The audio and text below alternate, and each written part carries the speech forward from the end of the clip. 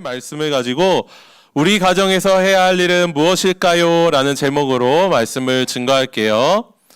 목사님 한번 따라해 볼까요? 우리 가정에서 해야 할 일은 무엇일까요?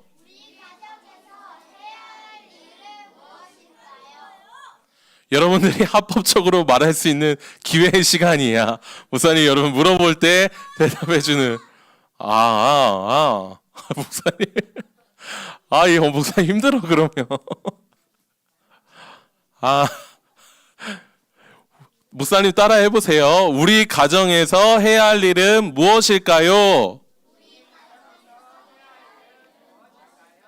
어떤 일들이 있을까? 가정에서 해야 할 일들이 많이 있겠지만 오늘 우리가 한 가지만 생각해 보도록 할 거예요.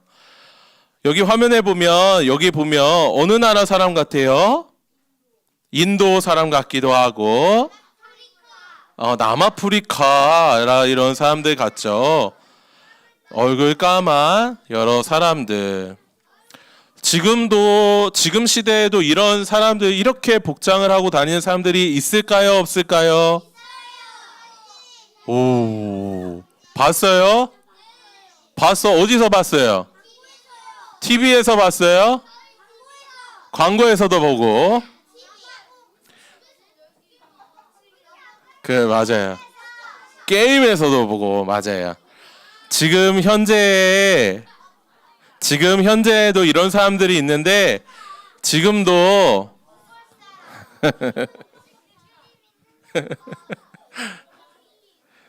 너무 즐거운 시간이에요.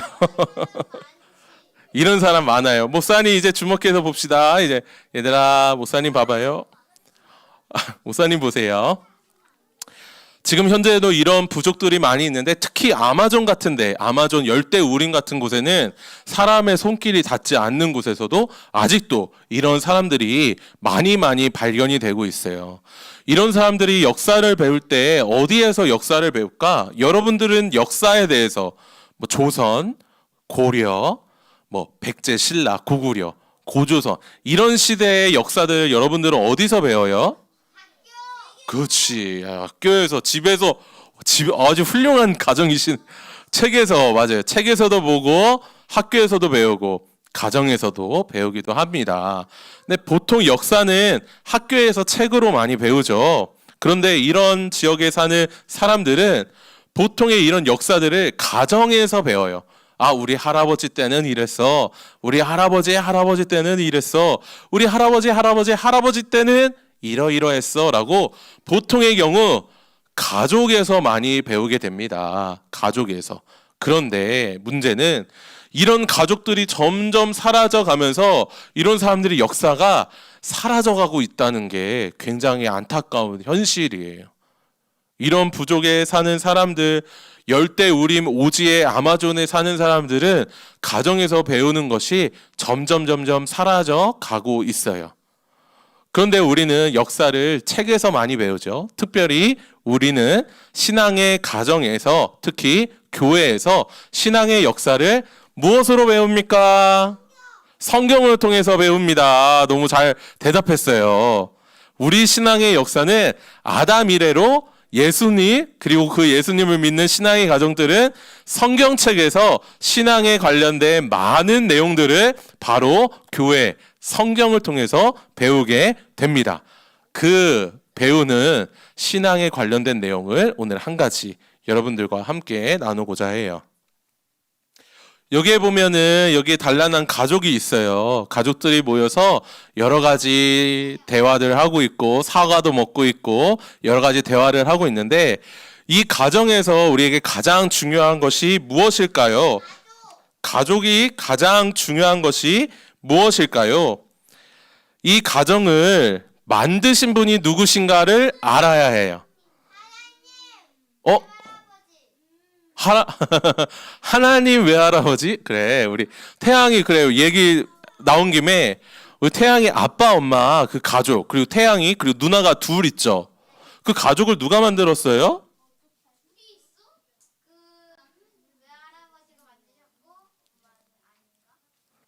너무 잘 맞아요. 목사님 그걸 얘기를 하려고 했어요.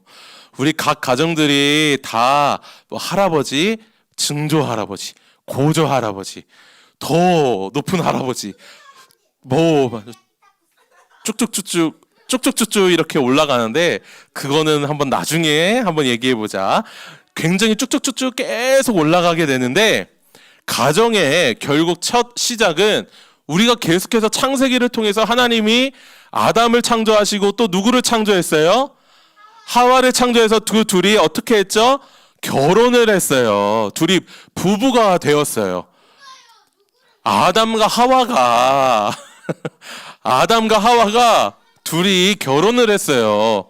그 둘을 짝지어준 그 가정을 만드신 분이 바로 하나님이시다라는 것이죠. 그 하나님께서 우리 가정에게 무엇을 원하시냐? 가장 원하시는 것 한 가지는 목사님 따라해 볼까요? 하나님 경외. 그래 따라해 봅시다. 하나님 경외. 옳지 잘 따라했어요. 하나님 경외가 무슨 말이에요? 현채 뭐라고 그랬어요? 아 똑같이 얘기했구나. 경외라는 말이 여러분들 어떤 말일까? 왜? 운우 대답해 볼래 하나? 왜 울었어? 괜찮아. 왜 울었어? 울지 마요. 괜찮아. 하나님 경외라는 말이 여러 말이 있는데 아까 전에 누구 태양이야. 태양이 뭐라고 그랬어요? 아 맞아요. 존중하는 거예요. 경외라는 것은 존중하는 거예요. 그 존중하는 대상을 향하여 하나님이 어떠한 분이신지를 잘 알고 존중하는 거예요. 그런데 하나님을 경외한다라는 말은 하나님이 얼마나 죄에 대해서 싫어한 분이시는지를 존중해 드리는 거예요. 무엇에 대해 존중한다고 우리 태양아? 죄에 대해서. 우리가 부모님을 존중해요. 근데 여기 옆에 있는 이 친구처럼 혼나고 죄를 저질릴 때가 있어요? 없어요? 많죠. 부모님한테 죄를 저지르고 잘못할 때가 많아요. 그래서 부모님한테 혼날 때가 있어요. 근데 부모님한테 혼나는데도 계속 죄를 짓고 계속 혼나면은 될까요? 안 될까요? 안 돼. 된다고? 큰일 나. 그러면 안 돼요. 생각해봐. 목사님이 지금도 부모님한테 혼날까?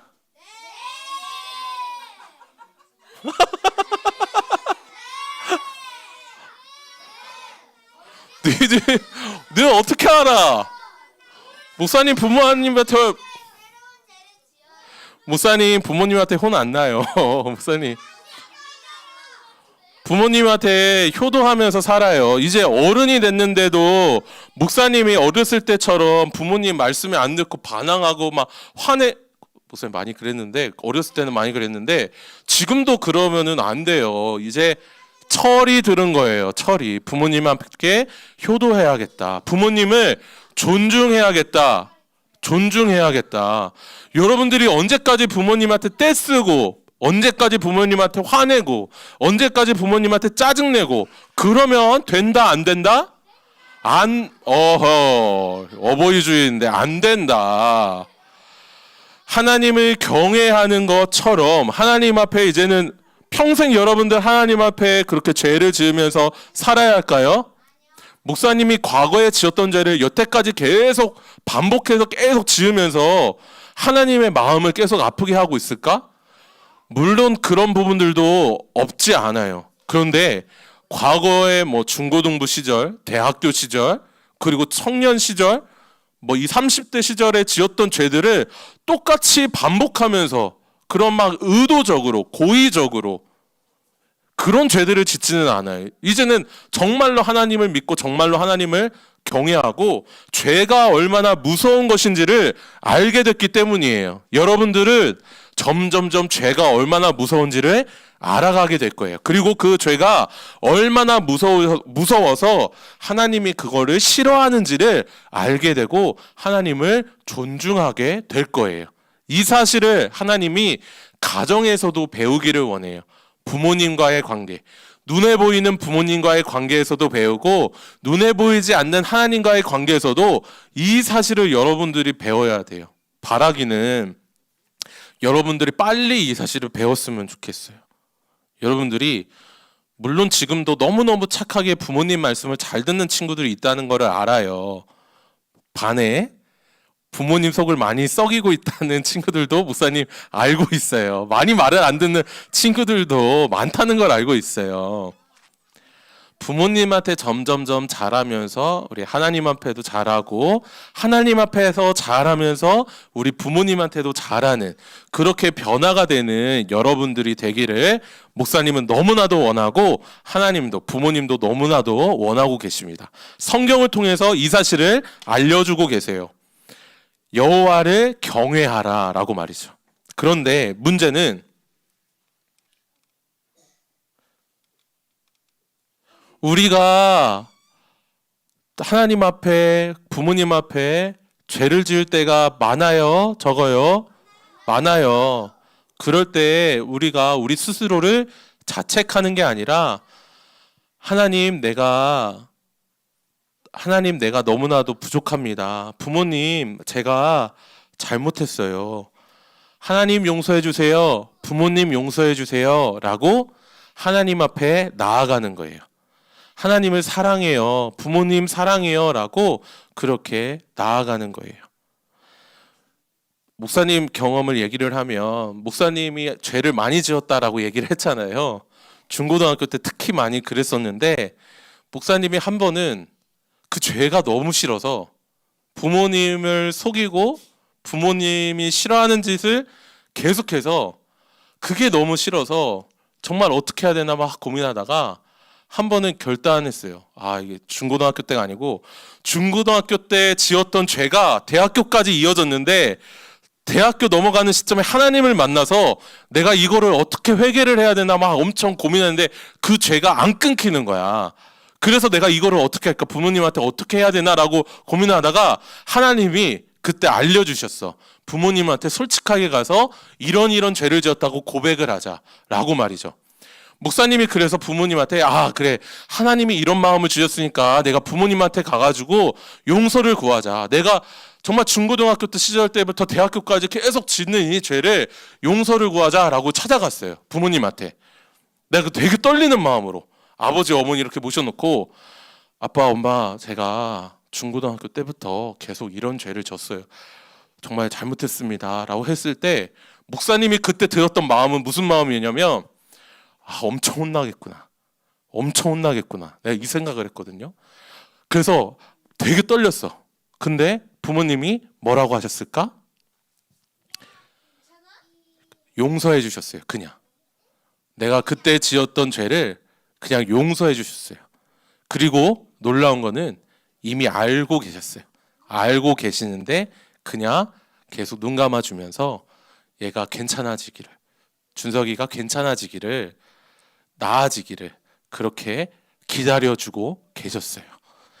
하나님의 사랑이, 부모님의 사랑이 정말 이와 같아요. 우리가 죄를 짓는 거 하나님이 누구보다 잘 아세요. 여러분들이 지금도 죄를 짓고 있는 거, 우리가 나가서도 죄를 짓는 거, 과거에 죄를 짓는 거 너무나도 잘 알고 계세요. 그런데 하나님이 계속해서 기다리고 계세요. 자신의 아들 예수 그리스도를 십자가에 못 박고 놓으시고 그 죄를 용서하는 피를 믿어라. 어떤 죄라도 다 용서해 줄게. 나를 믿어라. 제발 나를 믿어라. 그 예수 그리스도를 믿고 살아가라 라고 하나님이 계속 기다려주고 계세요. 정말로 그 사실을 믿게 되면 목사님이 부모님한테 그 죄 용서를 구했던 죄를 짓고 있을까 안 짓고 있을까? 그 이후로 안 짓고 있어요. 다시는 안 짓고 있어요. 부모님한테 너무 죄송해서 다시는 안 짓고 있고 그 이후로도 다른 죄를 많이 지었지만 내 마음 가운데서도 부모님을 더 사랑해야지, 더 효도해야지, 더 바뀌어야지, 더 잘해야지라는 마음이 아예 바뀌었어요. 예전에는 그냥 막 해야지, 막 아빠 엄마 막 이래야지 했던 거에 생각이 바뀐 거야. 내 마음이 바뀐 거야. 정말 부모님을 사랑하게 됐어요. 존중하게 됐어요. 바라기는 여러분들이 이 사실을 경험하기를 원합니다. 하나님을 사랑하고 죄를 두려워하고 그러한 마음 가운데 부모님을 향해 부모님을 더 사랑하고 더 용서를 구하는 여러분들이 되기를 원해요.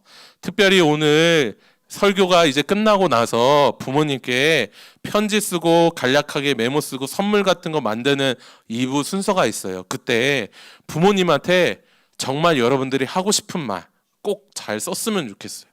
매년 돌아오는 어버이 주일이지만 매년 그렇게 해도 부모님 사랑을 다 우리가 표현을 못해요.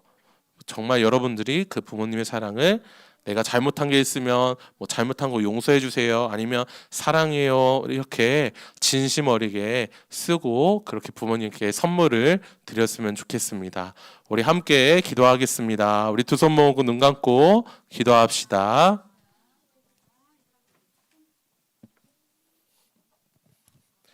하나님 아버지, 감사합니다. 우리의 가정에 하나님을 경외하는 것을 가르쳐 주시고 하나님을 존중하고 하나님을 사랑하는 것이 우리 부모님을 향하여 나타나야 함을 우리가 배우게 하시니 너무나도 감사합니다.